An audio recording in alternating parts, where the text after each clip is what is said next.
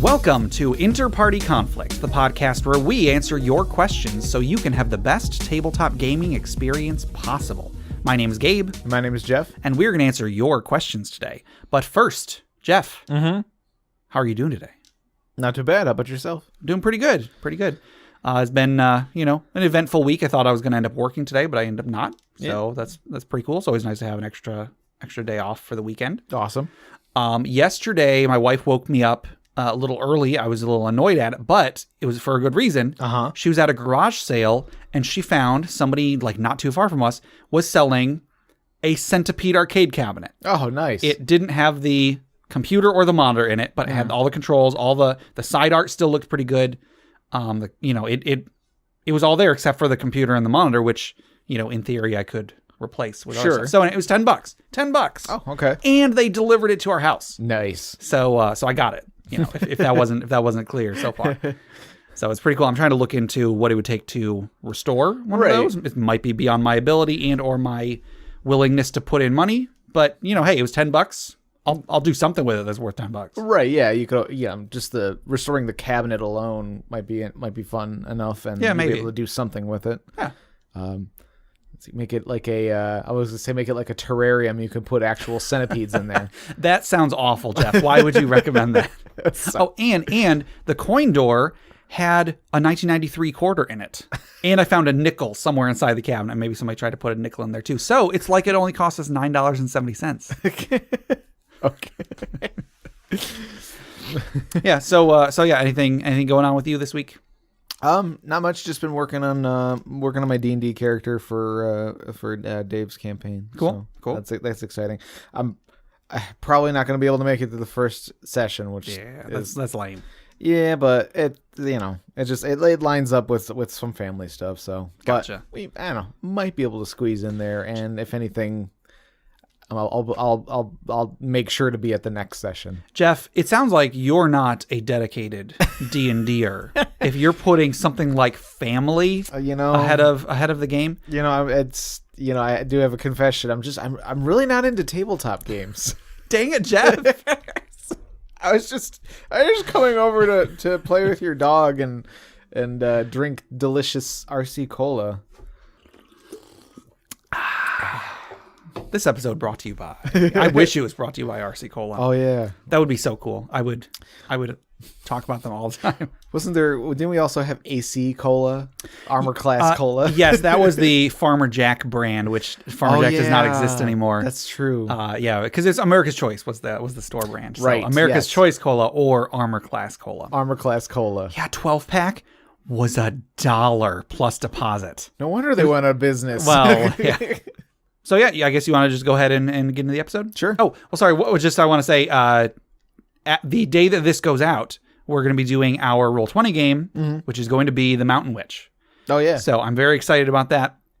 A little nervous because the only other time I've ever tried to run this game, it went really badly because it's such a different game than I'm used to playing. Yeah, it's not. It is not anywhere near what D&D is as far as terms. It's so much more improv based. Yeah. The book even says, like, don't show up with too concrete of an idea of your character's backstory because then other players won't be able to build on it.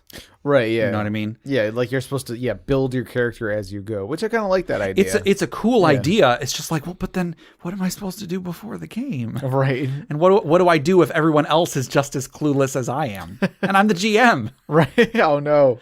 So, yeah, I hope it'll go really well. And my brother's Kickstarter, he just announced like when it's going to be starting. So it's not started yet. But when it comes up, I will put it in the show notes and everything, and I'll probably post it on our Facebook and on our Twitter and all that. Yeah. So I'm really excited about that. Cool. So let's go ahead and get into this. So, Jeff, I want you to imagine it is a day in early fall in the land of feudal Japan.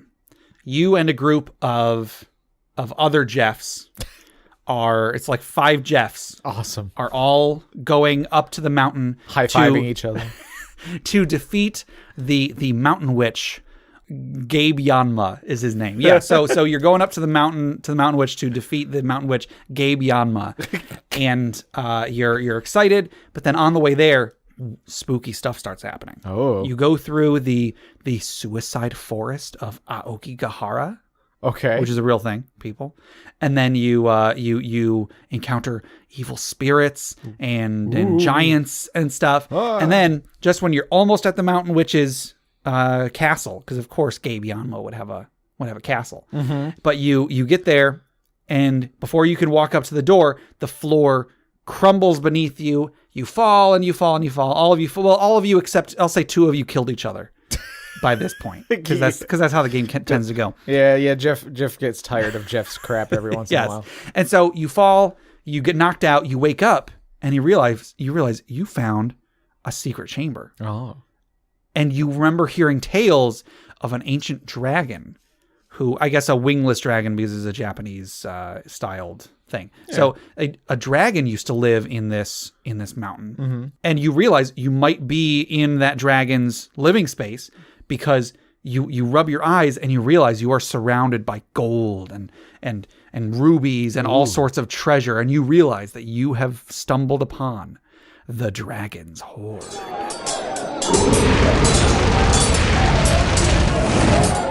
All right, I kill the remaining 2 Jeffs so I can take all the treasure for myself.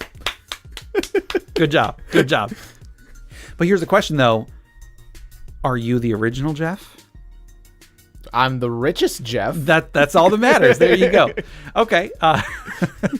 So our item today is actually not at all themed like that, but not at all Ronin themed. Correct. This item is a very cool item regardless. This was submitted by Justin via email. Justin from Crit Academy. Go check them out, critacademy.com. This item is called the Symbiotic Orb. So you might see where this is going after we get a little ways into this. Sure. This small fist-sized clear orb contains a black and white ooze substance that appears to violently slam against the inside of the container relentlessly in a sad attempt to escape. Flubber! No, sorry, go on. It's not Flubber. Oh, okay. But what if it was? Engraved in the clear casing is a command word, and then Justin put in parentheses, Hoyer?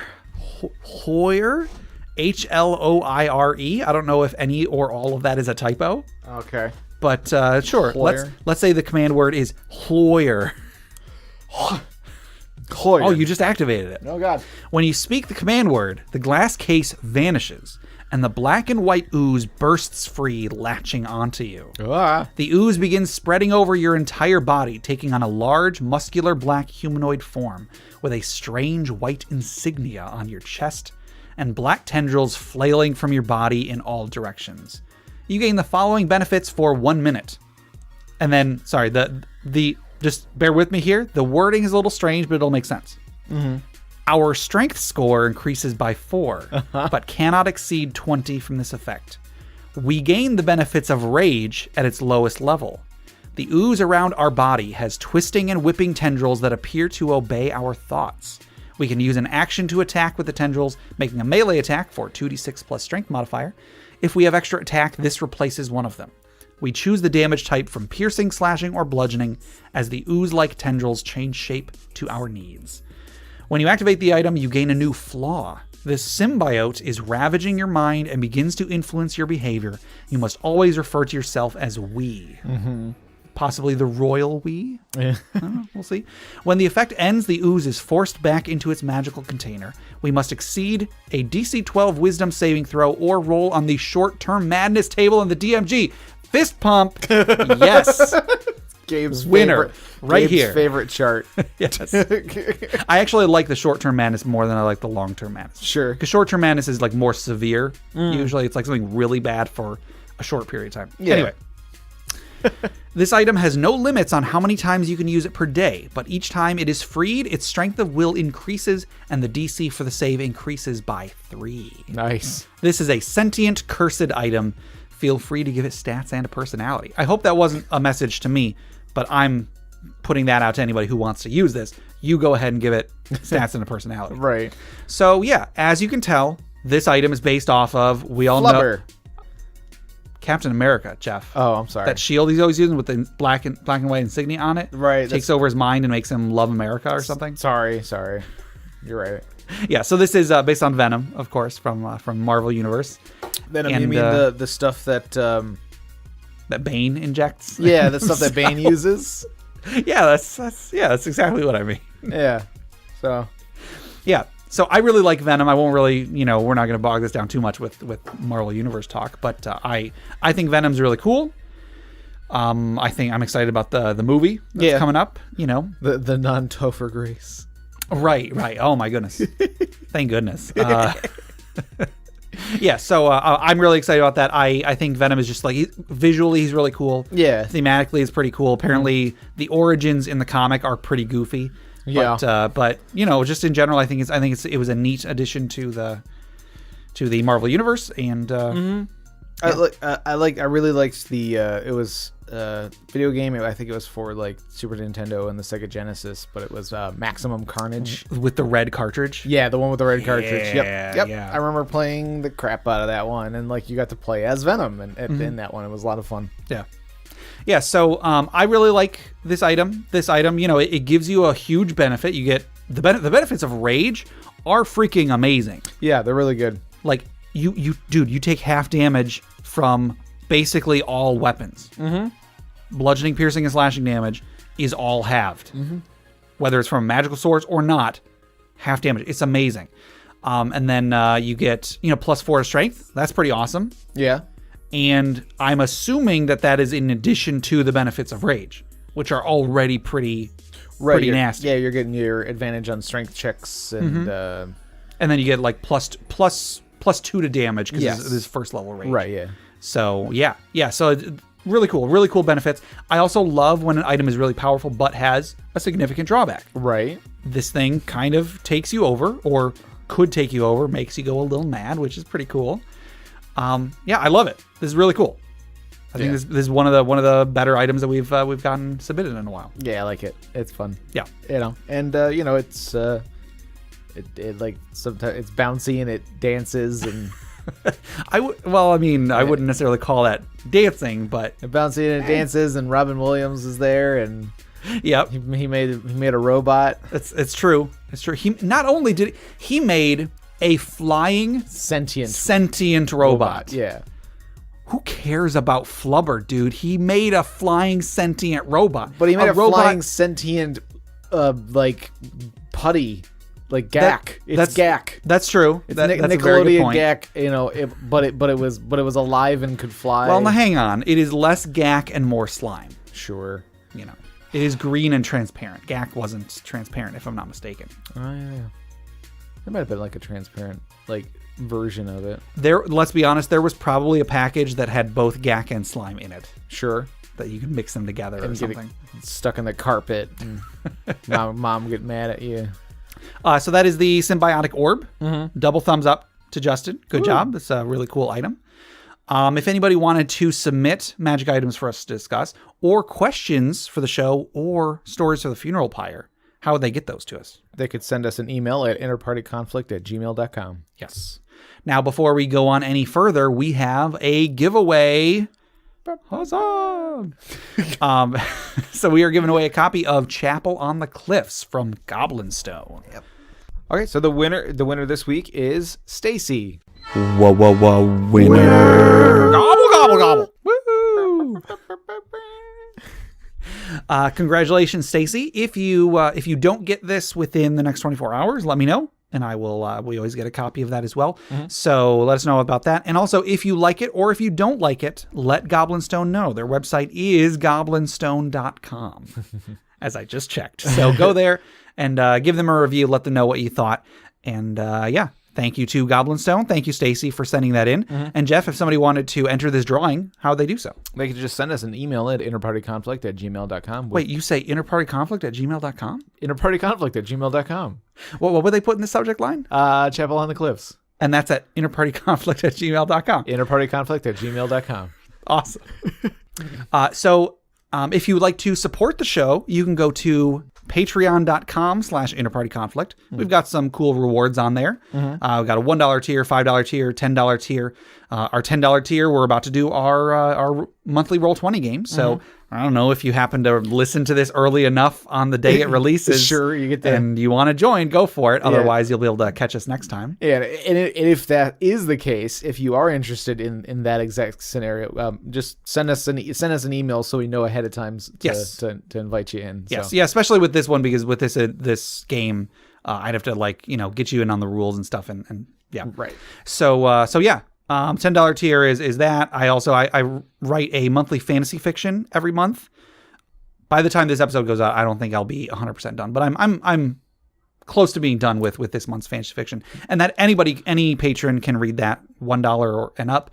And then if you are $10 and up, you can send me something about your character and I'll write a story about your character. Nice.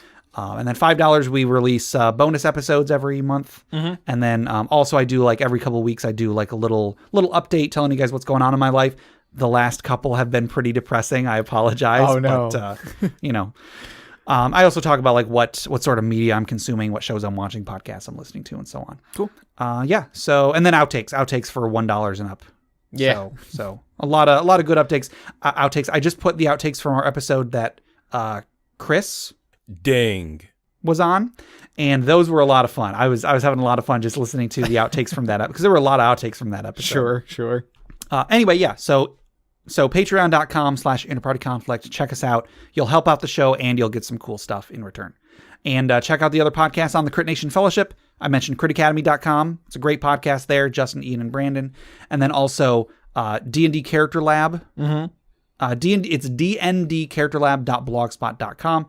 Garen and Dan, they make characters and then pit them against each other and they debate whose is better. It's really, really good. Mm-hmm. Okay, well, enough of that. You want to get into some questions? Sure. Mm-hmm. Okay. First question comes from Sean. This was through email. How do you approach world building, and do you have a set process? No, to the second question, not really. The thing about world building is that it's kind of a double-edged sword. Number one, you want a world build because you want to have a good fleshed out place for the players to play around in. However, the more world building you do, I guarantee you, the less the players will want to engage it. Sure, yeah. You want them to have, you want them to be a part of the world. You don't want them to you don't want to be taking them on a tour of your world. You want them to be in their world. Sure. And also, the more stuff the players have to read before they can play the game, the less likely they're going to be to read it. Sure. You know what I mean? I'm sure there are players out there that are the types of players that are oh man, I love all this lore. I'm going to build a character around this, this organization and so on. But those are those are a 4-leaf clover on the sun or something, don't ever count on the players being that invested in your game before they've actually played the game. Mm-hmm. After the game's been going on, sure, players might be interested in what's happening and they might want to take a more active role in learning more about the world. But the more there is, if they look at your campaign primer and it's a 12-volume encyclopedia set, they're not going to be all right, let me clear out my schedule. I got to start on this first encyclopedia. Right, you know what I mean?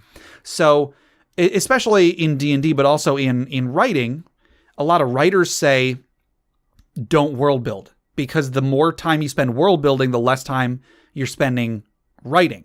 And then the more locked in you are to what you've already done. So it's better to just write and then come up with details about the world as you go. Sure. In the same way, a lot of people might say that in D&D or in other role-playing games, you should just start playing the game and then, come up with more stuff as you go. Yeah.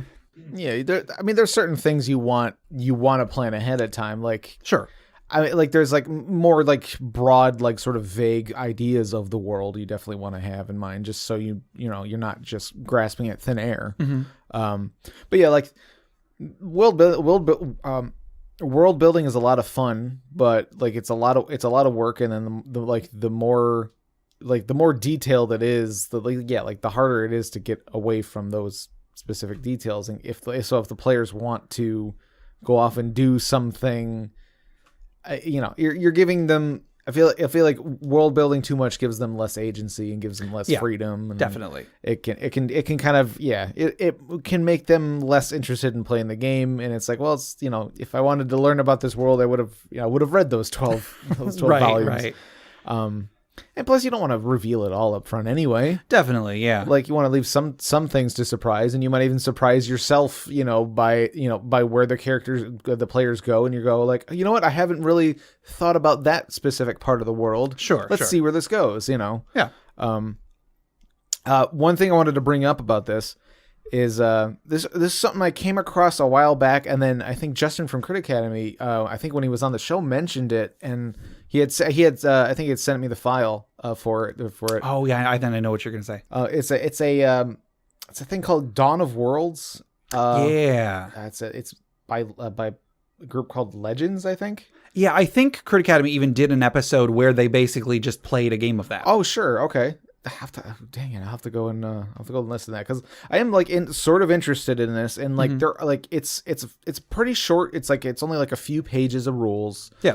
And like there's really not a ton to it. There's like a little point system or something like that. But it is basically you and a group of friends take turns like building a world. Yeah. And like there's three sections. There's sort of like there's like the first stage is like you're kind of shaping the world. The second stage is you're sort of filling the world with like races and things like that. Yeah. And then the third is like, okay, like now you're developing with more like civilization stuff. So it's first stage like happens over like eons. Second stage happens over maybe like, centuries or a few millennia. Yeah. And then the third stage is like maybe third stage is like 3 days. Yeah, or well, few days or within like a century or a few, like it's sort of like recent history, like the when you're in a world and they're referring to the Great War, that's something you'd probably set up in the third stage or whatever. Sure.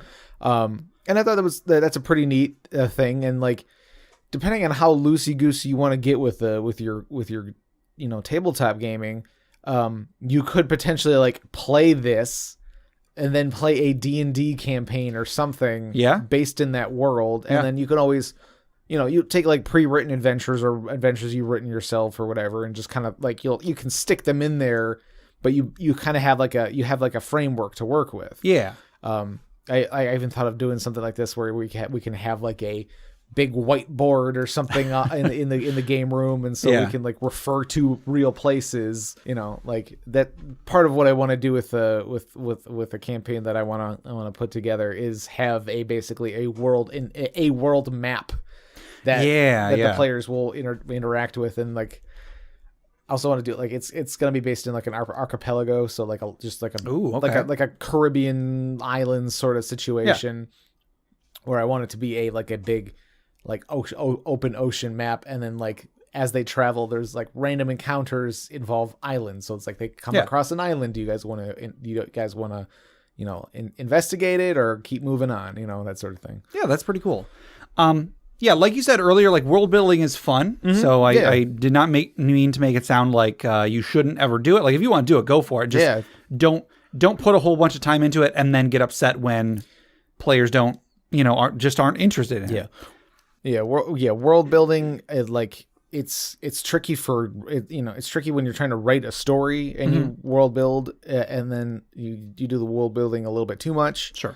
It's even more so tricky when it's like a D&D game. Yeah. Because you have the players and you have the players and their wants and needs to worry about. Yeah.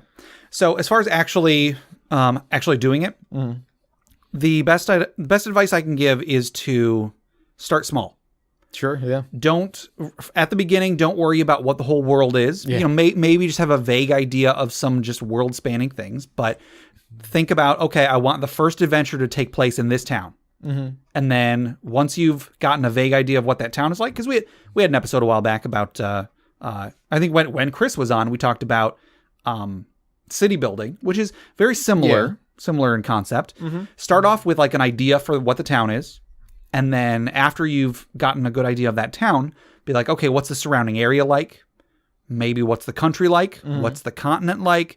and then eventually what's the world like. Right. And even in that case, I still don't recommend having the whole world sorted out. Because I made a campaign world a while ago that in my writing is still canon, but in my world, there's like 3 main continents, but I have purposely said nobody knows what's beyond these continents, and I've even said like there's some weird thing that anybody who goes out never comes back. Sure. So like maybe there's nothing out there. Maybe there's something so great out there that people just stay. Sure. Yeah. And I've even come up with possible plot lines for stories further down the line that do involve someone who did go out there and comes back. But so even in that case, even when you do have like the continent set, you don't want to feel like you are now limited. You still want there to feel like there is something out there. Mm-hmm. And even in my case, I said that I've like figured out what the 3 main continents are, but I haven't mapped out. I have a very crappy drawing of what the 3 continents look like. One of which is pretty much just an oval. One of which is North America, but like backwards. And then the other is just like, I think I took it straight from the game Primal Rage. It's sort of like a dinosaur's head. Okay. And like only one of those has anything concrete on it. Sure. And, if we were to be playing a game and eventually I decided I wanted to have something on one of those other continents, then I would worry about what's on that continent. But even then, I would start with, here's where the players are going to be. Here's the surrounding area. Here's maybe some areas around there. Yeah. So similar to what we talked about with building a city, you kind of just want to start with an idea, like an idea of, okay, I want my world to be blank. Not blank like the adjective, but I want my world to be blank world. Insert what you want your world to be right here. Yeah. And then from there, you can think about, okay, what kind of implications would that have, and so on. For example, with my game world, one of the ideas I originally had, I don't know if I am still sticking to it or not, but one of the original ideas I had was, I want my world to be a place where the gods don't exist. Or at least if they do exist, they are physical beings that live somewhere here in the world. Like I think the original idea was that there wasn't a plane of whatever. Everything was in the same world. Kind of like in Greek mythology. Right. The gods lived up on that mountain over there. Yeah, yeah. As opposed to D&D where most of it is like, oh, well, this god lives on the plane of Acheron where there's these giant metal cubes that are the size of planets floating around and banging into each other. Yeah, yeah. If you go to like the player's handbook and stuff, there was that the cosmology thing, the sphere thing, like with all the little like discs and stuff like that. It's like all right, but what is it? Like exactly. It's like, okay, that's a neat little illustration, and I kind of get the idea, but like and it is sort of up to interpretation. Like, is it like, are they planets? Is it more like a magical dimension sort of thing? Who knows? Yeah. So like that was just kind of a basic idea for the world as a whole, and then.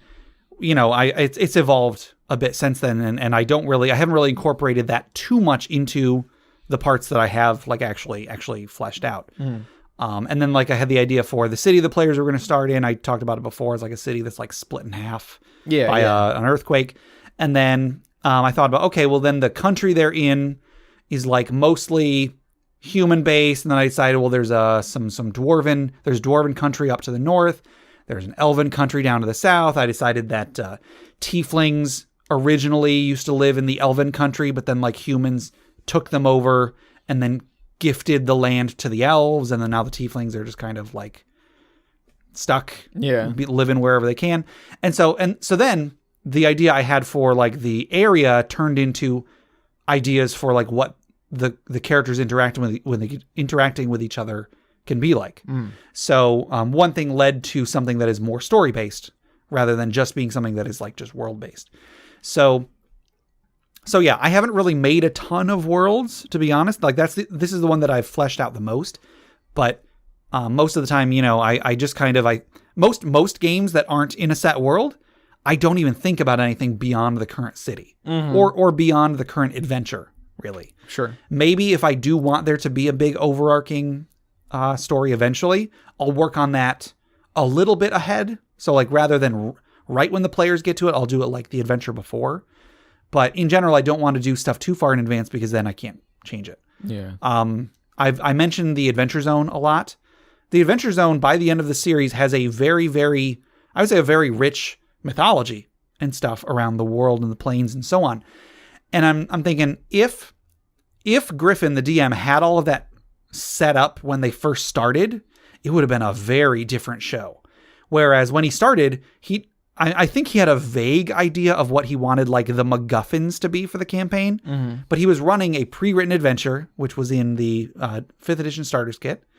And then you can tell by listening to it, by the end of like the third story arc, he started to have a vague idea of where he wanted the story to go. And then by like the 5th arc, you can tell that's when he had everything set in stone. And then after that, it did get a lot more railroady because he had all this stuff set in stone. But while that can be a bad thing, the story got really, really good because it was all very curated. Sure. Whereas before it was just like, hey, let's go over here and do this thing.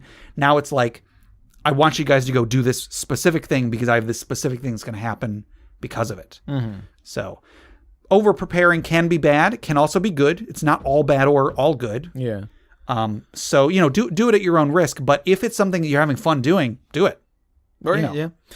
And I would say like having kind of having things be more set in stone as you go along like that. And even if it does get towards like railroading towards the end there, I feel like if you've been playing with the group for a very long time, like, at towards the end, if you start doing some railroading, I don't think it's going to be as big of a problem because you're gonna know what the players want to do anyway. Yeah, you're gonna have a better idea of what the kind of thing they're going to want to do. So, like that thing you set in stone is probably taking that into account.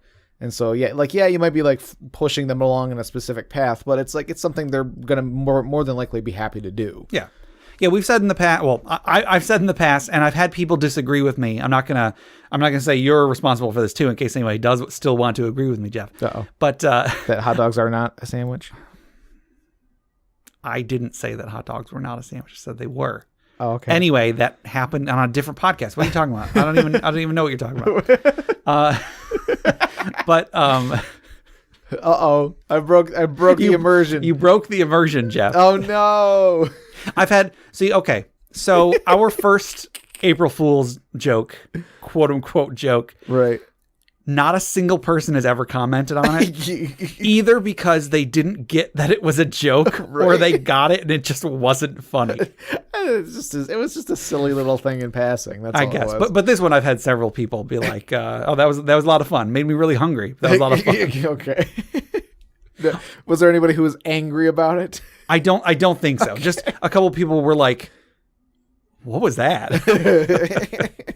Lisa put that episode on once when she was trying to sleep. She put it on her computer and then she fell asleep to it. Aw, isn't that really cool? Is it that boring, Lisa? Well, I think she wanted to feel like they were familiar, like sure, like I was there. Yeah, I get you. Anyway, what I was going to say was that I've said in the past that railroading is not inherently bad. It's only bad if the players aren't on board. If the players don't want...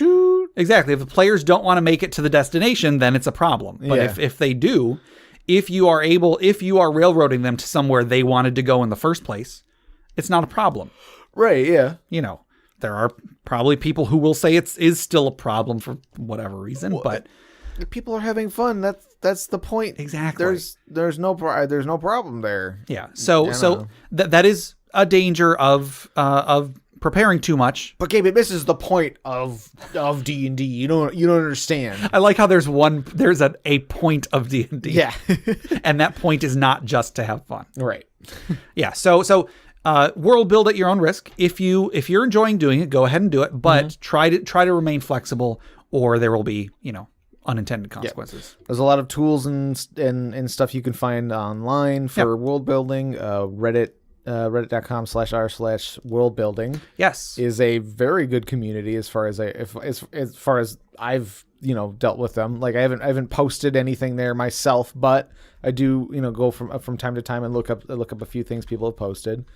And there's definitely some people who are very enthusiastic about world building and willing to help anybody and give constructive criticism, but sometimes I've read a few things that people get kind of harsh on other people on it, but they're just trying to be helpful. Yeah. So, but yeah, that's a good place to go to if you are looking into doing world building, and if that's just kind of a thing you want to do for fun. But as far as for, D&D, it's something you want to go not too crazy with. Yeah, there's another subreddit. It is r/DND behind the screen. That is it's not explicitly for world building, but it's for DMs looking for like advice on stuff. And I all the time see people posting on there about like, hey, I want to put this thing in my world. What's the best way to do it? Sure. Yeah. So that would be one resource. I would say world building first, but then DND behind the screen if you have a specific question and you want other DMs' advice on it. Yeah. Yeah, because in the world building subreddit, it's not specifically for like tabletop games and stuff, although a lot of people do that. Oh, that's true. I think I posted in there when I was doing some writing a while back. Yeah, I probably see more for writing than for anything else posts. But there are a good handful that are more than likely setting up at least some sort of fantasy, setting sort of thing. Sure. Okay, our next question comes from Viago, and this was on Reddit. How do you run a game for a small group of players? Yeah, when we first got this question, I thought that we had answered this one before, but no, we answered one that was very similar, and it was how to run a one-on-one game, which I mean is a small group of players. Yeah, and we do talk about running small groups from time to time, just because like at least my experience in D&D is mostly smaller groups. Yeah. Like sometimes some nights only two players, Yeah. But at most like 3 or 4. So like, smaller groups they're not like much more challenge. It's not much more challenging. Not really. Just a couple things you got to just keep in mind. Just like keep in mind that combat is going to be, especially if you're running D&D. I mean, I guess this isn't explicitly D&D. Sure. But in a game like D&D where there is a lot of combat is balanced around having like 4 or 5 players. Right. Yeah. So if you only have, say, 2 players, then action economy is going to be a big deal. So the players are not going to they're going to be a lot weaker than the game expects them to be because they're getting half as many actions per round. So some ways that you can, if it's going to be a small group of players for a long time, there's some ideas. Number 1, you could give them a couple NPC followers. Yeah. Although I very much recommend giving them to a player to control rather than the DM. Right. Because you don't want them to fall into DMPC territory. Right. Yeah. You want a couple of NPCs called Mary and Sue. Exactly. Or Marty and Stu. I like that. Yeah. But you might give them a couple of NPCs. One thing when a long time ago, Jay ran the Red Hand of Doom, which was a 3rd edition. It was a 3rd edition adventure, but it was a pretty all-encompassing adventure that lasted a while. And in that, it was just you and me. Yeah. And so he had each of us make 2 characters. Yeah. That was just you and me, wasn't it? Yeah, because it was after Steve moved to California. Oh, you're right. Yeah. But yeah. I remember I played an elf druid who had a animal companion. Yeah. So I had that 3rd thing to take care of. And then I think my other character was like a halfling rogue who threw daggers or something. I think so, yeah. And then I had a human fighter and and he was like a general, or not a general, but like he was some sort of like an army guy. And then his like second in command was a human wizard cleric multiclass, and then eventually mystic theurge. So she could cast arcane spells and healing spells as well. So that was really cool. And then we were able to cover all the bases pretty much with those 4 characters. Yeah. I had some good times with that one. So it was just the two of us playing, but we had twice as many characters. Yeah. So that's one way of doing it. And make sure to dial back the encounters, which I don't like. You want to strike a balance between like, because sometimes it's if you're playing with like 2 or 3 people, and you kind of have to dial down the encounters, that might just involve like, instead of going up against 5 hobgoblins, they're fighting 3 hobgoblins. Sure. Or instead of two dragons, it's only 1 dragon or something like that. But I don't know, like, because you don't want to just make the enemies easier, because if you like, even if they're easier, you're still like you said with the action economy, like it's like instead of fighting hobgoblins, they're fighting regular goblins or like kobolds or something like that. It's like there's still gonna be a bunch of kobolds versus like very few amount of that. So it's like it's a lot of time being taken up by the DM, making rolls for the kobolds.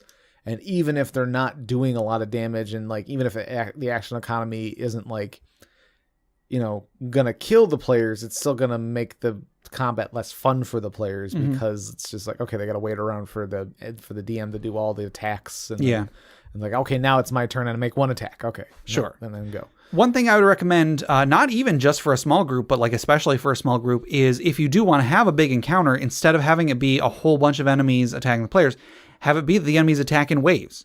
So like the 2 players, they fight against, 4 goblins. And then once 3 of those goblins are dead, 2 hobgoblins show up. And then once, both the hobgoblins are dead, then the dragon shows up or something. Sure. Yeah. Yeah. Split the encounters up into waves. Yeah. I like that. So like, yeah, it could be just the same encounter, but half of the enemies are there at the beginning and the other half show up later. Yeah. In addition to action economy being a big deal, you're dealing with the fact that the players have half as many resources as a normal group, and also half as many hit points. Hit points too. I was gonna say half as many options. So if you're playing, because like we were able to cover all the bases in that Red Hand of Doom because we had twice as many characters. Yeah. But let's say you have a fighter and a cleric or something. Let's say that's your party, and then you get to a situation where we need to fly across a pit. Well, we don't have an arcane caster. Right. Or you need to open a locked door. Well, we don't have a rogue. Yeah. So if you're just going like straight out of the book, you're going to run into situations where the players don't have they don't have the tool for every situation. And you could just build the encounters around that and just not have any pits they need to fly across or any locked doors. But that's a little boring, kind of. So what you could do is you could give them a lot of magic items. And such that let them do stuff like that. Yeah. You could also, at the beginning of the campaign, in 3rd edition, they had an option that was in Unearthed Arcana. It was called Gestalt or Gestalt or whatever, however the heck you pronounce it. But in that, you basically would make one character, but that character would have 2 classes. Right. You would get the class abilities of both, but anything that they both got, you take the better of the 2. So like whichever class had a higher number of hit points or hit dice or whatever, they would get the higher hit die. But then whoever got more proficient. No, you got all the proficiencies, didn't you? Yeah, I believe so. Yeah. You got the proficiencies, you got everything. It was like the save, you just got you took the higher of the 2. Yeah. So like you could be a wizard and a cleric and have twice as many spell slots and twice as many spells. Right. So like that was a really, it was explicitly more powerful. It was not balanced with a non-Gestalt character. Right. Yeah, absolutely. It is specifically for if you want to play a more powerful campaign or if you have fewer people. Right. Yeah. Which, yeah, like I do remember like building Gestalt characters, and because it was fun, like because like multi-classing is fun because like you're trying to find the ways that classes fit together nicely and everything. And then Gestalt just kind of like lets you do that with a little bit more freedom. Yeah. To the point where you couldn't double multi-class. You could have like your Gestalt, so you're basically 2 classes, so you can be multi-classing with one and multi-classing with the other, and and then there were prestige classes and stuff in and there were some prestige classes that were basically a mix of 2 other classes, right? So. And then like there were prestige classes that had very specific like prerequisites, and sometimes with Gestalt you could reach those prerequisites like faster. Immediately or something. Yeah. As was the case with most of our campaigns, this campaign didn't actually begin, but there was a campaign we were gonna be playing where all of us were playing. We were all Gestalt characters. Yeah.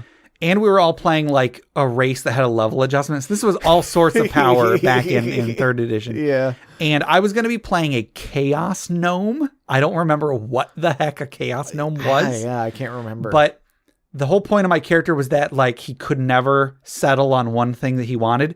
So the idea was that every level I would take 2 different classes, different from the previous classes I had taken. So that by, let's say we got to 10th level, he would have 20 different classes by that point. Yeah. And then I was even going to come up with a different name for him each level. And then his name would be all of these things all at once. And so each level he would just tack on another name on top of his name. So at level 1, I think I made him a rogue barbarian, and his name was Nimblewrath. I think the one I was building was going to be like I want to say it was like a Mystic Theurge Artificer. Okay. So it was going to be like one half was going to be... He was going to be half wizard, half cleric, half artificer. Yes, exactly that. Yeah, I think I forget what I was going to do with him. Yeah. I think it was going to be like all about his armor or something like that. Gotcha. But yeah, so that is making Gestalt characters is one way to deal with having a small group, especially if you know you're going to have a small group for a long time. Yeah. It would be if you start off with only 2 players and then like, oh, 2 more players join, then it'll get a little crazy later on. But I mean, hey, it might be fun. Yeah. You know. Well, I assume a Gestalt would be fairly easily converted up to 3.5 because it's not really like Up to 5th edition, you mean? Yes, is what I meant. You're from 3rd or whatever, wherever it came in. I think it was 3.5 actually. Yeah. So I mean, like, yeah, like, and the idea is it's like it's not supposed to be balanced or anything. It's supposed to be like you are more powerful, like just so you can put your players in more dangerous situations. Yeah, which is fun. Yeah. So other than that, just keep in mind that there are going to be fewer people to be talking at any given moment. Yeah, that's true. So like each person at the table is going to have to put in a bit more work. And also if you have a puzzle or something, there's half as many ideas coming in. That's true. So if it's something that like not everybody is going to get how to overcome this puzzle, there's half as many people, so there's half as many chances to get it. Right. So just something to keep in mind. You can, if you build your puzzles well, you can always have like a second solution or whatever. We talked about puzzles a while back. Drop more hints and things like that. So it's definitely not something. It shouldn't ever be a deal breaker. You can definitely find a way to have a great game with small group players. I really like small groups. I think I've said before, like my ideal group is 3 players and the DM. Sure. And I've played with 2 players and the DM plenty of times. Yeah. So it's just like less time on combat, which is where most of the time goes. Pretty much. You can get a session in and it might only take half the day. Yeah. Instead of 2 days. Right. And if those players are getting really active in the game, if they're really engaging in the game world, it's going to be awesome. Yeah. All right. Well, I think that will do it for questions for today. So I think we are going to sit back. We're going to take a deep breath. And we're going to grab another log and toss it onto the funeral pyre.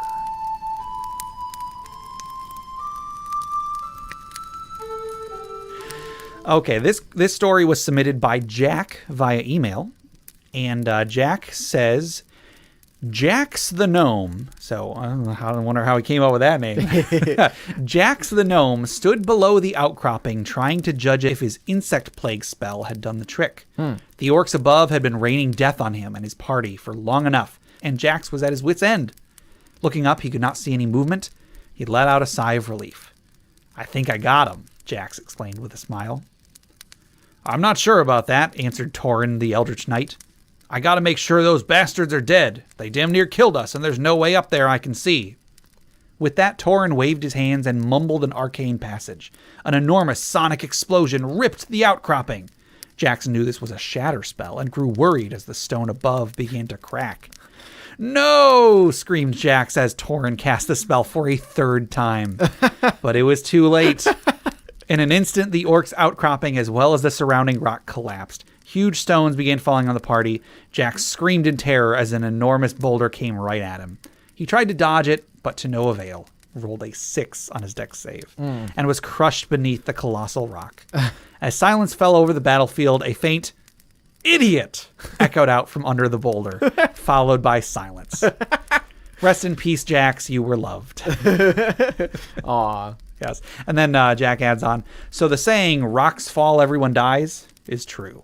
For Jax, anyway. Oh. All right. So yeah, that kind of sucks. Yeah, that's rough. Reminds me of when we had Gary on a few episodes ago where he said that, like, his character's, like, mentor accidentally headshotted him in the middle of combat. Oh, my goodness. Yeah, that sucks. Anytime a party member is directly responsible for your death. Yeah, that's pretty rough. That's rough. Man. So let's raise a glass in memory of Jax the Flat-Footed. Ha! Flat. Get it? Yes, I get it. Clink. To submit questions for us to discuss, items for the Dragon's Hoard, or stories for the funeral pyre, please email us at interpartyconflict@gmail.com. For show notes, a running list of questions asked, and important links, go to interpartyconflict.com. Find us on Facebook, facebook.com/interpartyconflict, or our subreddit at reddit.com/r/interpartyconflict, where I post weekly discussion questions for you. We're also on Twitter at InPartyConflict. Find us on iTunes, Google Play Music, Stitcher, YouTube, anywhere you download podcasts. Please rate, review, subscribe, or just tell a friend. We recently started a Patreon, so check out the rewards at patreon.com/interpartyconflict. There's a few different tiers, so anything you can spare, even $1 a month, will go towards making the show better, and you'll get some bonus content for it.